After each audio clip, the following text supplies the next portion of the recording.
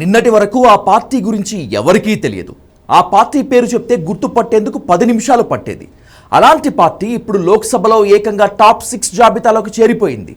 NDA కూటమిలో ఎక్కువ మంది ఎంపీలున్న రెండవ పార్టీగా అవతరించింది. అదే Nationalist citizen party of India.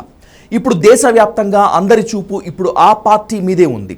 అకౌంట్లో కేవలం 75 రూపాయలు మాత్రమే ఉండే ఆ పార్టీ దేశ రాజకీయాలను మలుపు తిప్పే స్థాయికి మారిపోవటం భారత పాలిటిక్స్లో అరుదైన ఘట్టంగా నిలవబోతోంది.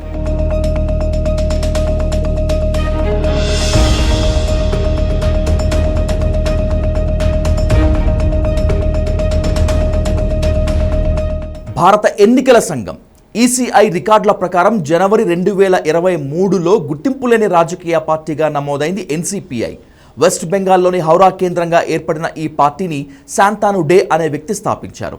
ఆయన పార్టీకి సంస్థాగత కార్యదర్శిగా వ్యవహరిస్తూ శివులీ కుందు అనే మహిళను పార్టీ అధ్యక్షురాలుగా నియమించారు. ఆమె భర్త ఉత్తియా కుందుకి ఇతర కీలక బాధ్యతలు అప్పజెప్పారు. శివులీ కుందు రాజకీయాల్లోకి రాకముందు మ్యాథ్స్ టీచర్గా, జర్నలిస్ట్గా, ఐఎస్ఓ ఆడిటర్గా పనిచేశారు. ఒక రకంగా చెప్పాలంటే ఏమీ లేని టైంలో పార్టీని కాస్తో కూస్తో ముందుకు నడిపించింది ఆమె. కానీ అన్నీ చేసి పార్టీ తలరాత మారిపోయే సమయంలో ఆమె పార్టీ నుంచి వెళ్ళిపోయారు. నెల క్రితమే అధ్యక్ష పదవికి రాజీనామా ప్రకటించేశారు ఆమె. ఎన్సీపీఐ స్థాపించినప్పటి నుంచి కేవలం ఒక్కసారి మాత్రమే ఎన్నికల్లో పోటీ చేసింది.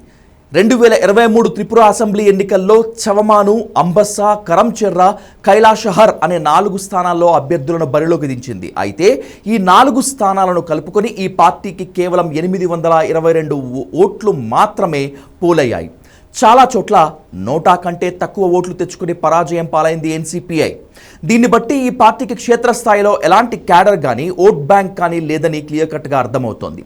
ఇక నిధుల పరంగా కూడా ఇది చాలా పేద పార్టీ. ఎన్నికల సంఘం రికార్డుల ప్రకారం విరాళాల రూపంలో ఈ పార్టీకి వచ్చింది కేవలం 1,13,000 మాత్రమే. ఒక దశలో ఈ పార్టీ చేతిలో ఉన్న నగదు కేవలం 75 రూపాయలు. నక్క తోక తొక్కితే అదృష్టం కలిసి వస్తుందంటారు. కానీ ఏ తోక తొక్కకుండానే ఎన్సీపీఐ పార్టీ అదృష్టం కలిసి వచ్చింది. బెంగాల్ రాజకీయాల్లో జరిగిన సంచలన మార్పు ఎన్సీపీఐ తలరాతను మార్చేసింది.